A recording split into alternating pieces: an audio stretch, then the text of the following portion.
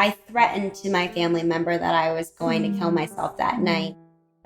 It's like the little boy who cried wolf syndrome. And once that thought got into my head, it was so hard for me to let go of it. And I did attempt suicide. I overdosed. Dear Family is a podcast hosted by Rachel Steinman, a writer, an educator, and a mental health advocate. And Rachel gets us up close and personal, so we feel a strong connection, familiarity, and comfort with her guests. So settle in and join us as we search for true healing and journey with Rachel and her most interesting guests. Hi, dear family and friends. Get ready for another inspirational and eye-opening story. Thank you so much for listening. And if you aren't already doing so, please subscribe and share, dear family. It means the world to me and makes all the difference. Brit Bronson, the oldest of 3 sisters, was just 8 years old when her mother died suddenly while on vacation in Mexico. Brit developed an eating disorder as a means to cope. At 19 years old, she was diagnosed with post-traumatic stress disorder and bipolar 1. Brit was extremely lost because her illnesses felt like a death sentence. She never could have imagined her disorders would one day become her superpowers. Brit struggled for years and attempted suicide. After a long hospitalization from a manic episode, she finally accepted her diagnosis and used tools to cope and manage her mental health condition. Brit admits to struggling with her meds from time to time, but she's accepted her failures have only helped her grow. Brit has found that besides her lithium, giving back is the best medicine of all. She's the founder of Space Movement, a creative agency for socially conscious brands and organizations. She also runs the social media for NAMI West LA and is a presenter for their Ending the Silence program. Brit's here today to remind us all mental illness is a battle worth fighting, a battle you don't have to fight alone. And when you do good, you feel good. All right. Hi, Brit. What's up, Rachel? How are you? I'm great. So I was so excited to be at the launch of your company, Space Movement, and it was at this very cool place called the Peppermint Club in Los Angeles, and you had a huge turnout. It was very exciting. And this was kind of right around the time I was launching my podcast, and I was learning so much about marketing and social media from following you. Aww. Partly because you're a millennial, and I think you just have that instinctual understanding of like how to call for action. But during your launch, you were selling merchandise, and I bought a hat, which I'm wearing, and I'll show everyone on social media, and there'll be a link to it. So cute. Oh, you're so sweet. Thank you. But the logo is out of my mind, and I definitely want to learn more about that. And we'll talk about that in a little bit. But in the meantime, I just want to say welcome. And I'm so happy to have you here. And just a little shout out to my kindergarten friend, Allie Tobias Bronson, who is your stepmom. Okay. Love you, Allie. Yeah, love you, Al. Brit, this is called Dear Family. So why don't you tell us a little bit about yourself and your family? Thank you so much for having me. I'm so excited to be here and to chit chat with you.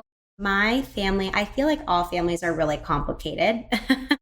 So this is so telling that I'm sitting here with you right now. I love my family and they're so supportive. And I grew up in a home with my mom and my dad. And I, at the time, was the oldest of 3 siblings. I was 8 years old.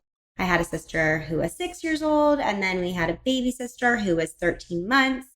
And my parents decided to go away for Christmas vacation, and we left the 13-month at home with my grandmother, and we went to Mexico. And when we were there, my mother developed a blood clot. She got a pulmonary embolism, and she passed away very abruptly in Mexico. And it was the most traumatic thing I had ever experienced at such a young age. And not being able to come home from the trip with my mom was devastating. And learning how to live without her was just beyond difficult. I mean, honestly, we've never spoken about this. This is a really hard topic. And I mean, what little 8-year-old girl could comprehend that? I can only imagine what you thought. And I mean, you're in Mexico. Wow. Do you remember anything? Yeah, I have such vivid imagery of my mom passing out by the pool and my dad taking her to the hospital. And luckily we met a family there that we were close with. And my dad asked if they could watch my sister and I. And I just remember my dad coming home from the hospital without my mom and sitting on the bed, and my sister and I were sitting across from him and having the hardest time articulating what happened. How do you tell an 8-year-old and a 6-year-old?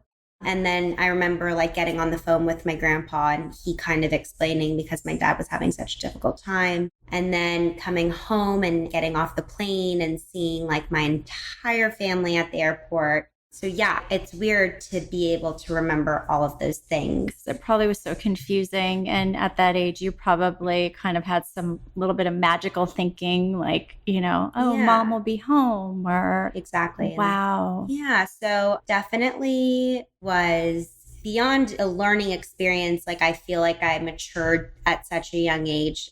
I really had no other choice. And so at the same time, there's always a silver lining. And we were so blessed because my father met your kindergarten friend, Allie. Who was one of your teachers, right? Allie was my second grade teacher and McCall's second grade teacher. My mom passed away when I was in third grade. And in fact, Allie and my mom were friends. Right. But it was so special the way that my dad and Allie sort of cultivated their own relationship. Allie would tutor McCall and I. And then we became really close with her. And my dad was a marathon runner. And Allie started running with my dad. And one thing led to another. Here we are. And now I have a brother and sister, twins from Allie and my dad. Oh my gosh. So now the complicated family has turned into 3 girls to 4 girls and a boy. Yes. Yes. Oh my goodness. I love the twins. They're so cute. Okay. So that's quite a traumatic start for a young girl. And I just have to say, your mom, Marika, was so beautiful. Just absolutely beautiful. We share a birthday. So you do. We're birthday January twins. 18th. Yeah. So I never met your mom, but I feel like I know her through your sisters. In order to cope, what did you do? Well, I will thank my father forever and ever and ever, because he did have my sister and I start therapy at an extremely young age, talk therapy, as well as, when you're so young, you do a lot of visual arts. And so we had art therapy. And that was amazing because I was able to, talk about my feelings and emotions in a really safe space. And, there's always different coping mechanisms for different people, and different people cope different ways. And, for me, therapy was amazing, but I also had different coping mechanisms that weren't so positive and weren't so healthy. And as early as I can remember, when my mom passed away, maybe even earlier when she was alive, I really struggled with eating. It was always something that was a control factor for me, and something that it was mine and I was in charge. So I had been restricting ever since I was pretty young. And I also have body dysmorphia. So I think that was something that I was really struggling with at such a young age. And then it progressed into high school years and middle school. I lived with anorexia. And it's something that I don't even know will ever go away. I still struggle with eating. And you went to Beverly High, which, you're living in the kind of capital of the beauty industry almost. And so, there's that layer in addition to everything else. So when you say body dysmorphia, You developed that when you were young, you said? Really young. Like, Really I young. remember looking in the mirror and thinking I looked like a sumo wrestler. Like, I never could really like fathom like how big or small I was. Like, I just always automatically thought when I looked in the mirror that I was so much bigger than what I really was. So interesting that you were that young when that happened. Something that I don't often talk about that happened in high school. So I did struggle with eating, and it was really a big part of, I was also a straight A student. Like, I was really smart and I got by. I did really well in school, and like school was never an issue for me. I was also a varsity athlete, and What sports? I ran cross country and track, and Wow. I played basketball in my earlier years. But like my junior year of high school, one of my closest friends died in a drunk driving accident. And so after that happened, I started to experiment with drugs and alcohol. And I kind of fell off the deep end because it was like all of the trauma from my mother's death resurfaced into one of my best friends passing away. And that was kind of like the tipping point. So before I even went to college, there were signs of a mental health condition. We didn't know what it was. We just thought maybe my parents thought it was like drugs. But so besides the pain from the trauma of losing your best friend and the grief of losing your mom, you may have been self-medicating. When was the first time you recognized that you might have a mental health issue? I think that the first time was eventually in college. I never identified as having an addiction issue. So I think that there was this like miscommunication in my start of my college years. So you graduated high school and you go off to college. Tell us about what it was like to be on your own. So I was really excited to go. I went to Arizona State University, and I was so excited just to get away from California and try something new and experience something. And that, living in Beverly Hills in that little bubble, honestly, it was just good for me to get away. And so I had a really fun, great freshman year. I had a really great group of friends that all happened to be from Southern California. We kind of all flocked together and had a pretty special relationship with these girls.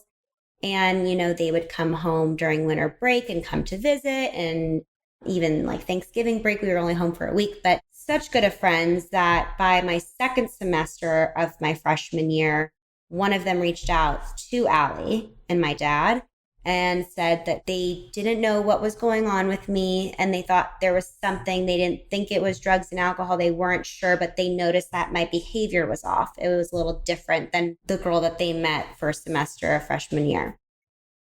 So my parents, being so far away from me, made like the executive decision to send me to rehab in Orange County. So I went after I finished my freshman year, and I went straight to Orange County and did a 90-day rehab program for addiction. And when I was at this program— Were you resistant at all? My heart was set on going back to school, and my parents said that if I didn't go to the 90-day program, I wouldn't go back to Arizona in the fall. Got it.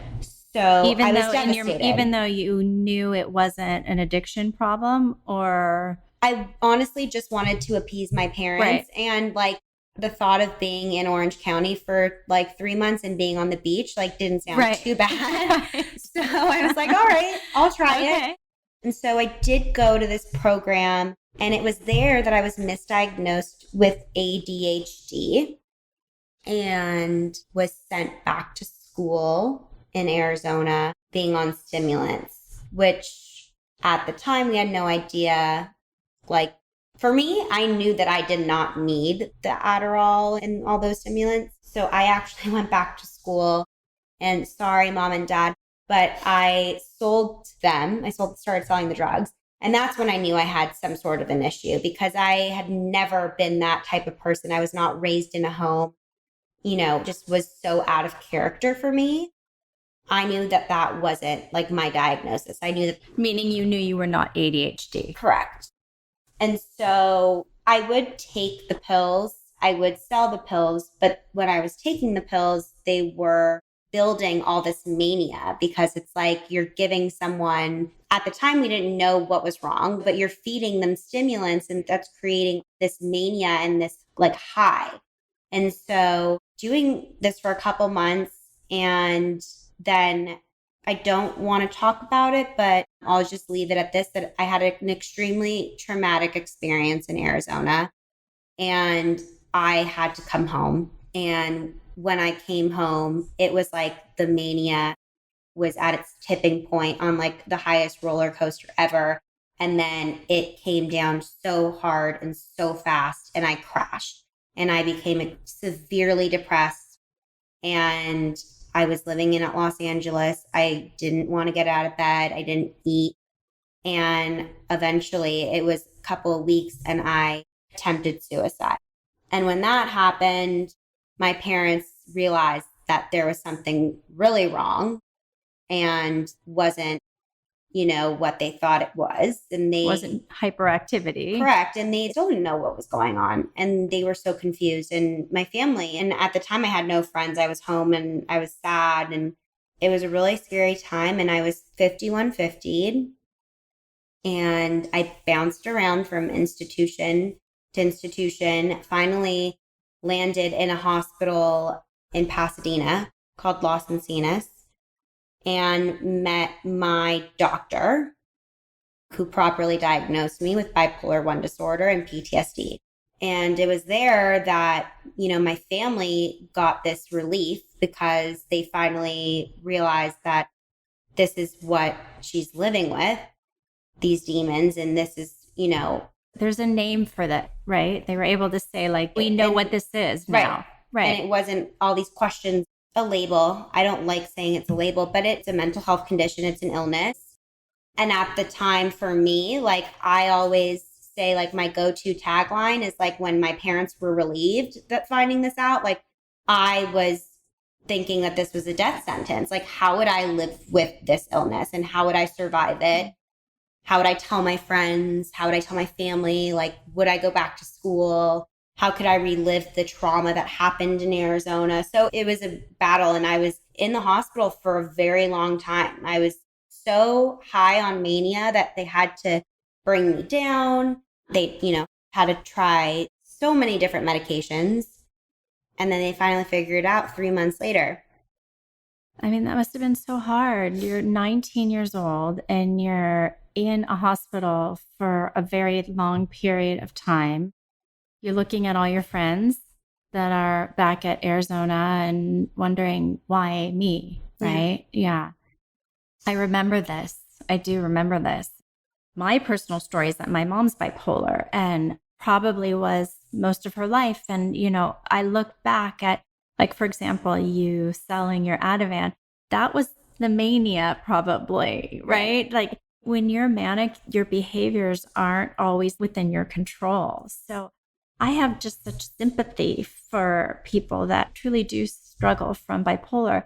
But I also, I hope that when you were in the hospital, your doctor or whoever was treating you, pointed out all the incredible geniuses that have bipolar. There's something kind of really special about the bipolar brain that is, with the mania comes some really high intelligence often. Absolutely. I mean, there's so much creativity. I think at the time when I was 19, my brain was so mush. I can't explain to you, if someone told me black, I would say it was white.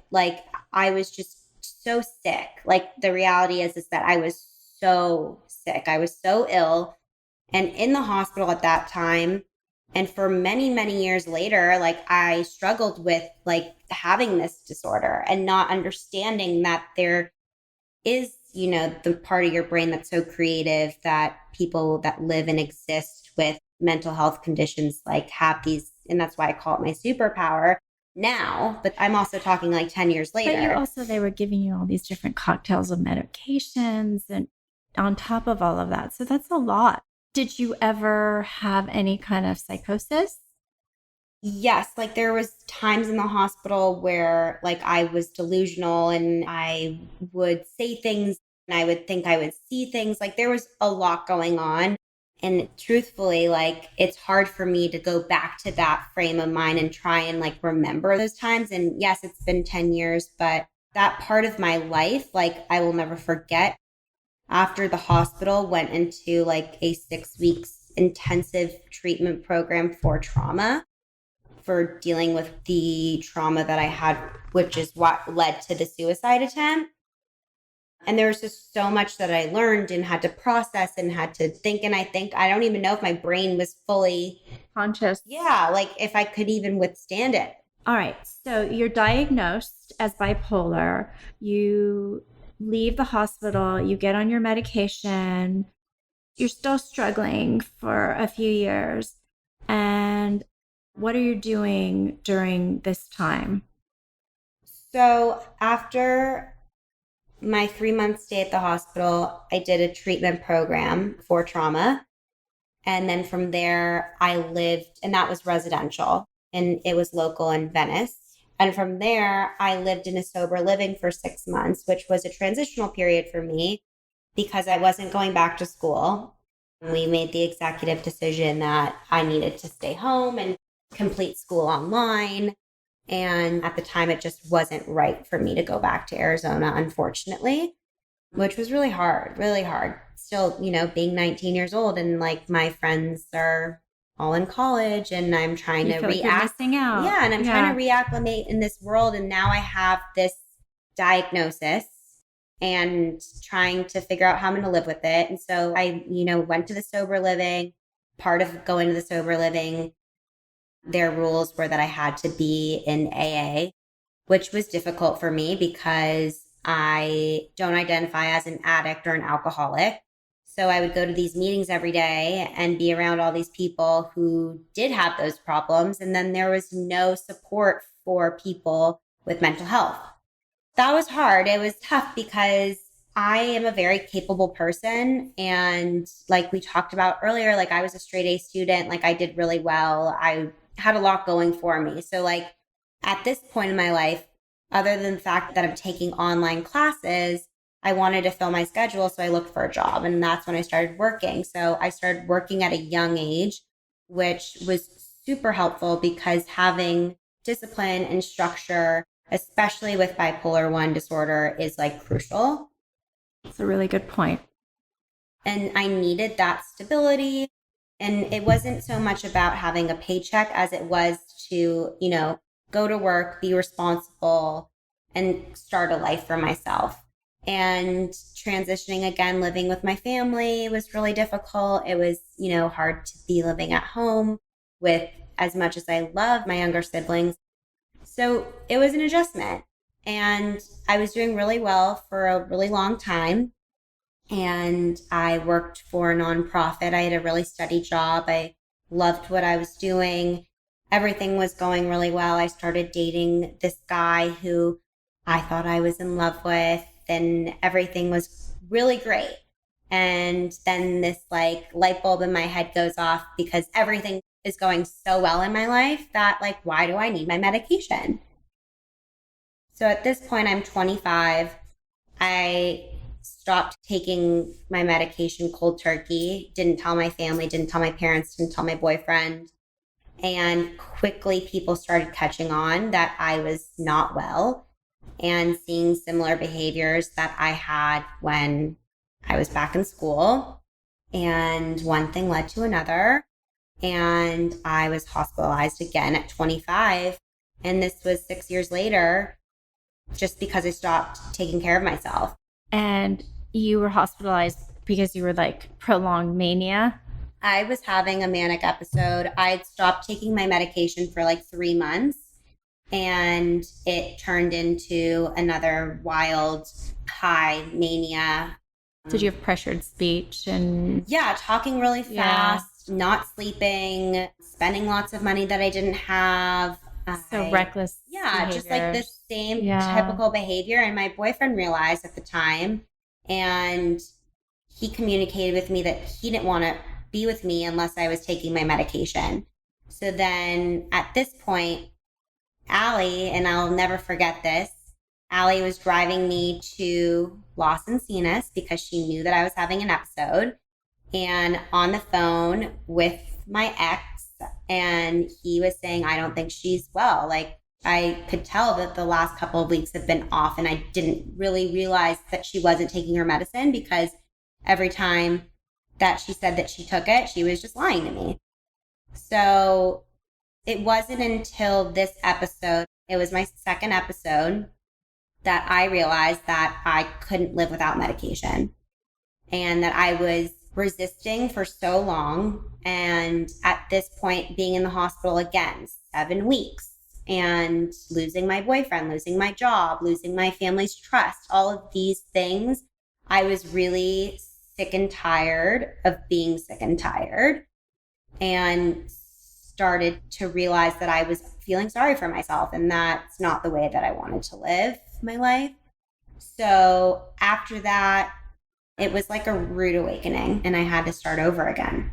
And at this point, I realized that I needed to just accept the diagnosis, and that was like the most difficult part.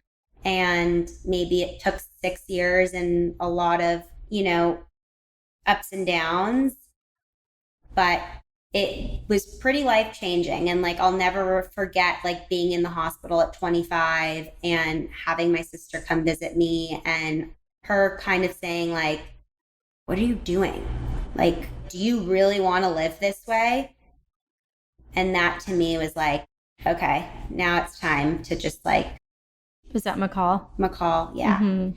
And I just couldn't do it to my family, but I couldn't do it to myself anymore. Like, it was so hard battling it for so long. And like, even though I was doing well for such a long time after being diagnosed, you hear of people living with this condition and going years, and then they think that everything is going well in the world and I don't need my medicine anymore. As you can probably tell now, like, I'm a huge advocate for medication. It doesn't work for everybody, but it does work for me, and it saved my life, and I can't live without it. I know on social media that you've admitted that ativan is your favorite, and that sometimes you hate taking drugs because they make you physically sick. But the fact that you have kind of come to this realization, like you said, when you were 25, like, this is a lifelong disorder that I'm going to deal with, and you accepted it. Has that made a huge difference every time it comes, when you have to open up that bottle, or every day? Are you struggling? No, I mean, look, I can't sit here and lie to you and say that every single day it's like eating a piece of candy, because it's not. Of course not. But at the same time, like, there are days where I am like, ugh, like, because my medication has side effects, and like some of them are nausea or being tired or weight gain.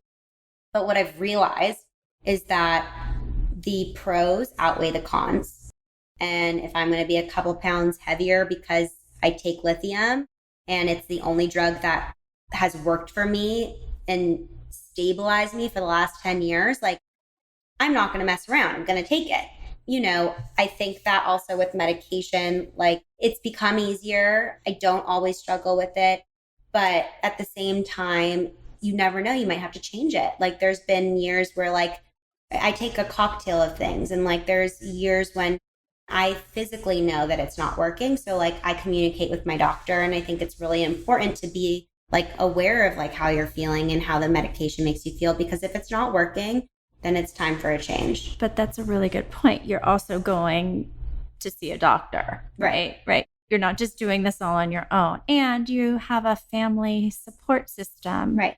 Which is, you're lucky, right? Very. Yeah. It's like when you look at somebody that's homeless on the street, they very well could be brilliant as well. They just don't have that safety net. Right. So I don't always share this with people because it's super personal, but when it comes to medication, I have like this deal with my dad, because I feel like I put my dad through hell and back with, the second episode, after me telling him for months every single day, yes, I took my meds, because my dad, one of his number one rules was as long as you take your medication, like I will help you. I will support you in any way I can, financially, emotionally, whatever I can do. And this was when I was younger. And so I took advantage of that system because I would tell them that I would take my medication when I was 25 and I wasn't. I wasn't taking it for months. So even to this day now, at 29 years old, my dad and I have a code and it's called TMM. And that stands for Took My Meds. And I text him that every single day.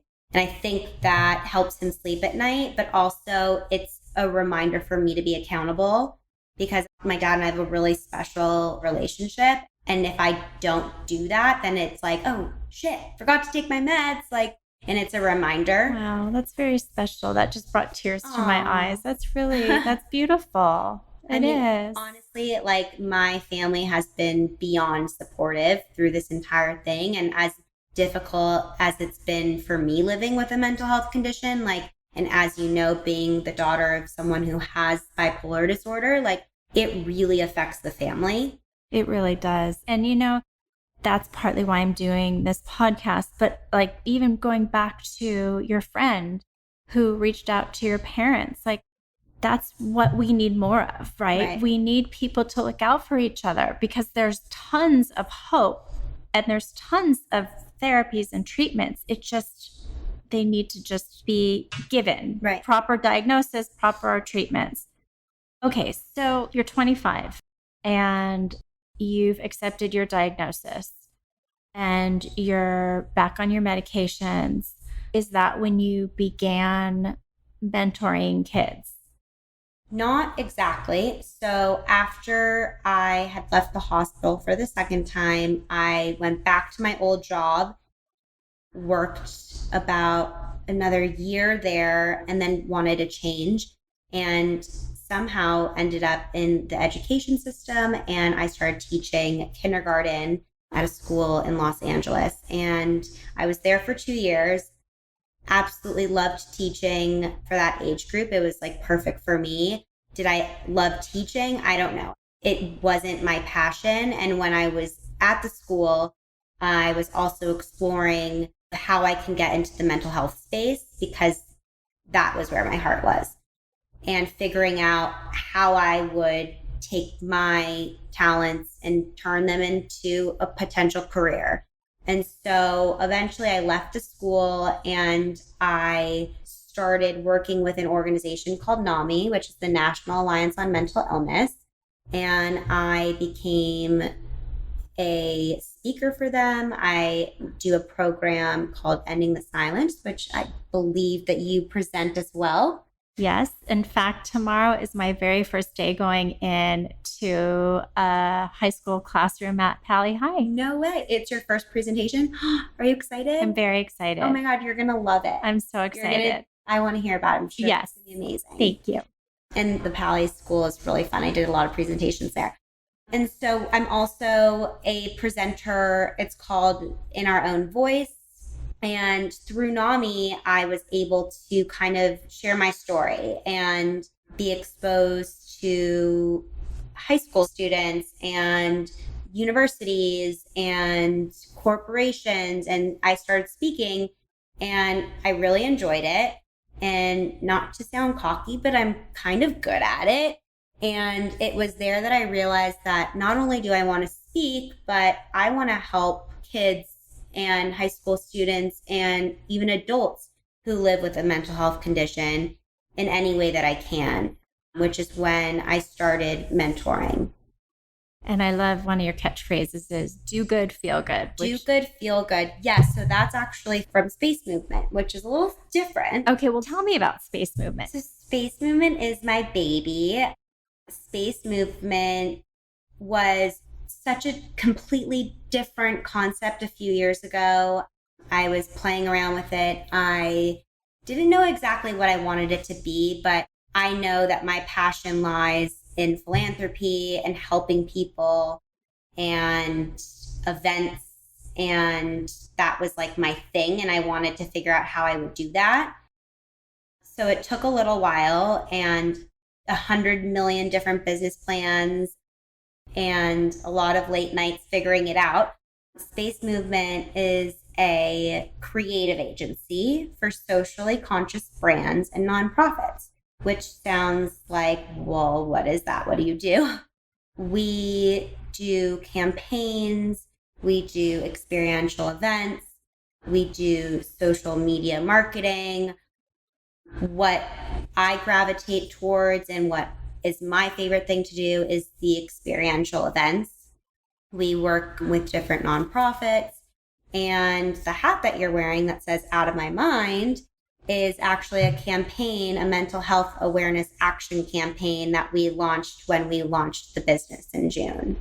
And is it called Out of My Mind because it's like outer space, or like where does that come from? So I really resonate with the phrase out of my mind because I literally feel like there's so much going on in my brain. And I also feel like there's this like negative connotation to mental health.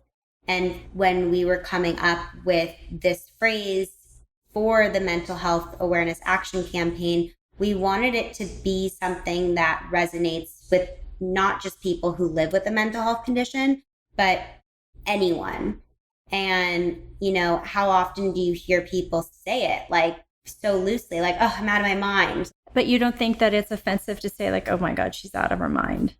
It can totally be offensive. Right. And I'm sure that people said it was really controversial, but we got a really great feedback from it and we're sold out on our website. Oh, awesome. So I'm I'll sure have a link anyways. People want to bring it back, and so we might do something different, but it was the first, and yeah. So like, can you give me an example of who your clients are or like something that you did? Sure. One of the first events we did, we collaborated with Nike, and we brought a panel of mental health advocates and athletes to the Nike store in Melrose. And we had a master instructor from SoulCycle, David Sint was there, a master instructor from Orange Theory Fitness, Phil Lubin, who's also an actor, he was on the panel, Rachel McCluskey, who is one of the master coaches of Box Union.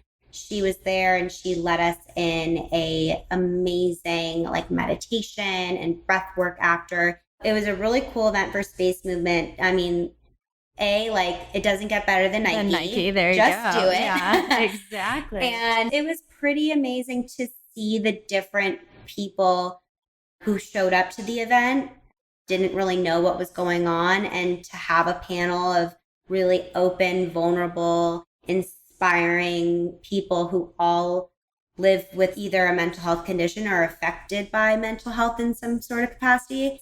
Important reminder, especially for young people, to see these, you know, athletes that are their idols also suffer from mental health disorders. Exactly. And so, you know, that brings me to the understanding or the topic that mental health is something that we have to work at our entire life. And a bipolar and a post-traumatic stress disorder, it's not something that you just get rid of. And as you alluded to, recently you ended up in the hospital again. Can you tell us just a little bit about that? Yeah. So in the midst of launching my company and starting over in so many different ways, there was a time in this past year that I dealt with, again, a similar traumatic experience that I had in Arizona 10 years ago.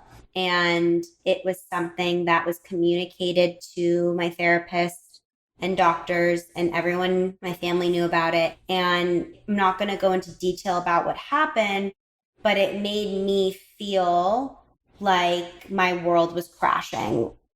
And it was interesting because, you know, on the outside, I had just launched this company. Everything on social media is looking great. But internally, I was really hurting and I was suffering and I was battling every single day with ideas and suicidal ideations and feeling the same way that I felt 10 years ago.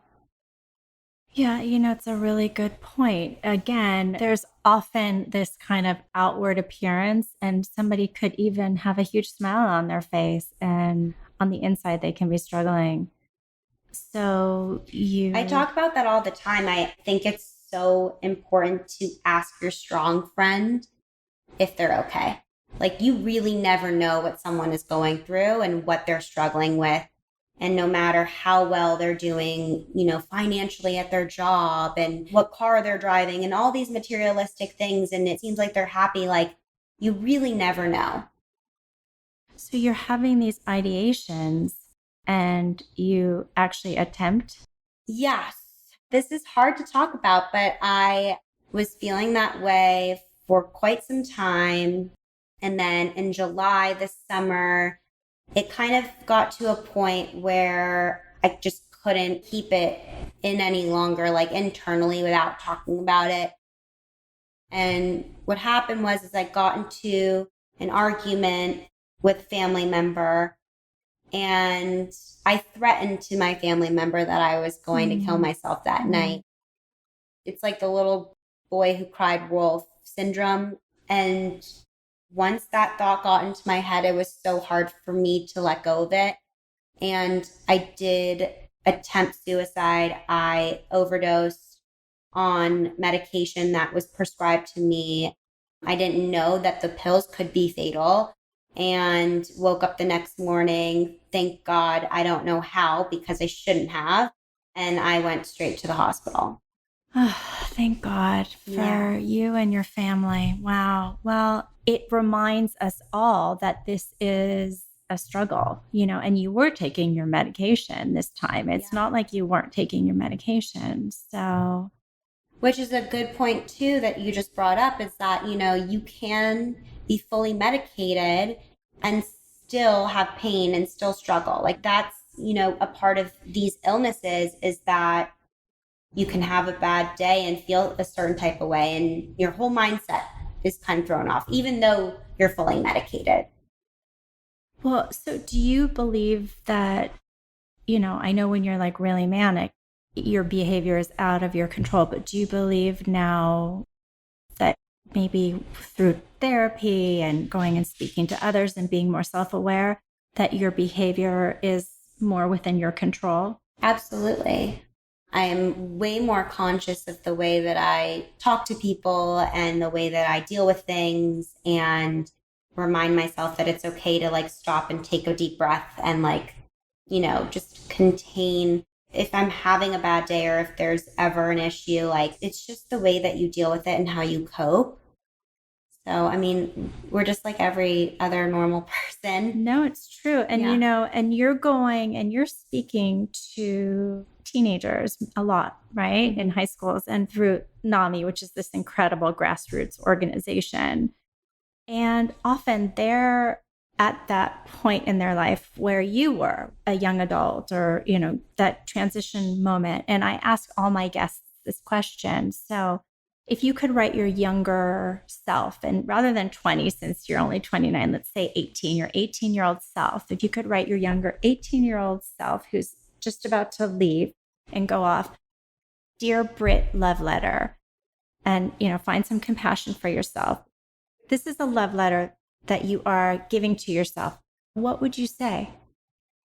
I think that I would tell myself that it's okay to ask for help, and to not hide from your feelings and not internalize them, and to really communicate like what's on your mind, and to be vocal, because everyone should be heard. Everyone has a story that they want to share.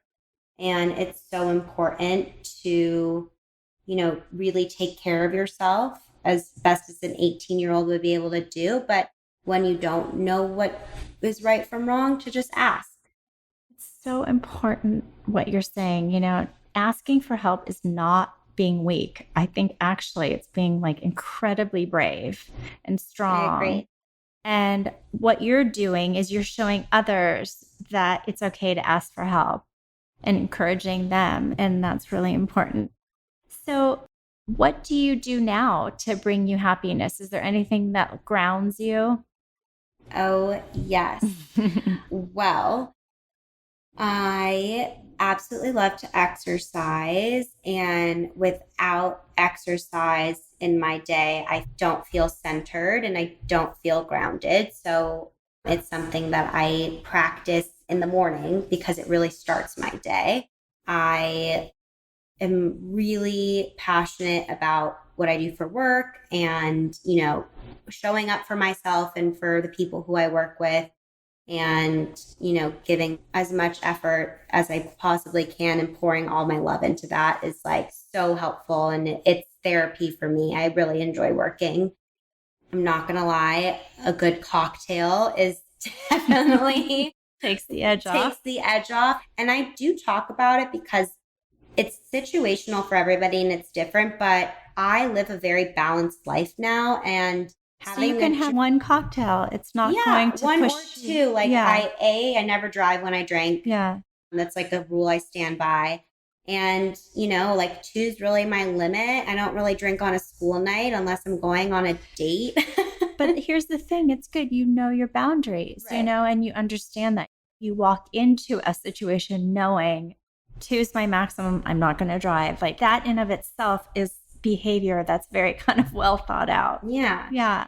And also with bipolar disorder and with life in general, like I stress it's so important to be social and to not coop yourself up in a room. So socialization and exercise and, I'm passionate about like art and music and all those things, just living a balanced life. Experiencing and getting out.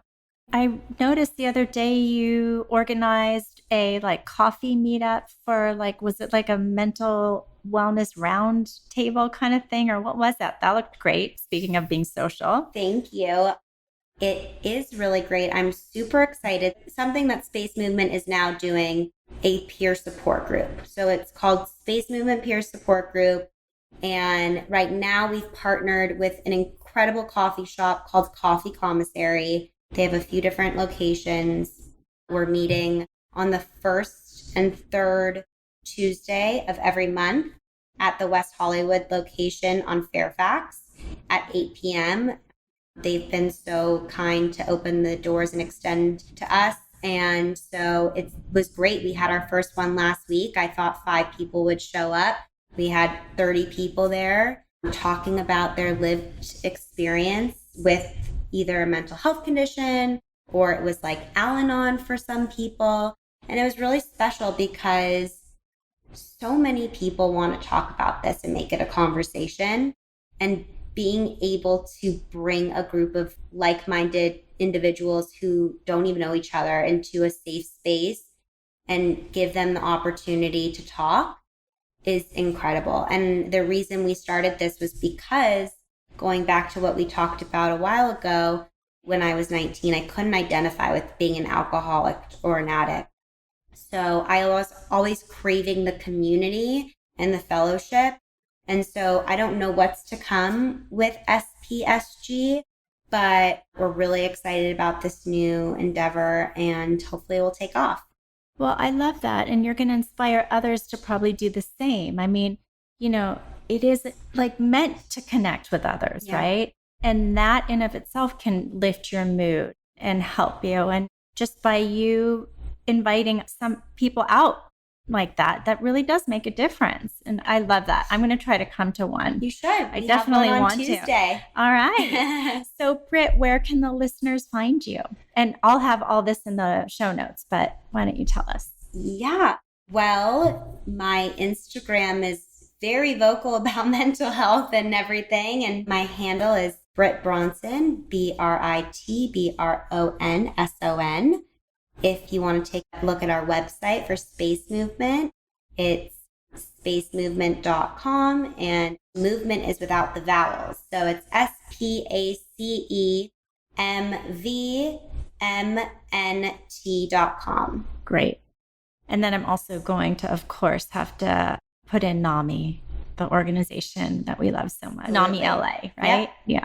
Well, thank you so much. This was so great. And I really appreciate your openness with me. And I'm really proud of you, Brit. Thank you, Rachel. I really am. Okay. Thank you so much for having me. Of course.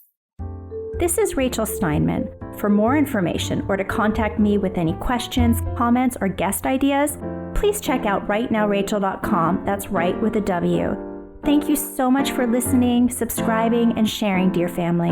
And if you found value in what you've just heard, I would love and so appreciate a great review on Apple Podcasts, Stitcher, or wherever you listen to your podcasts. Until next time, I wish you love, happiness, and good mental health.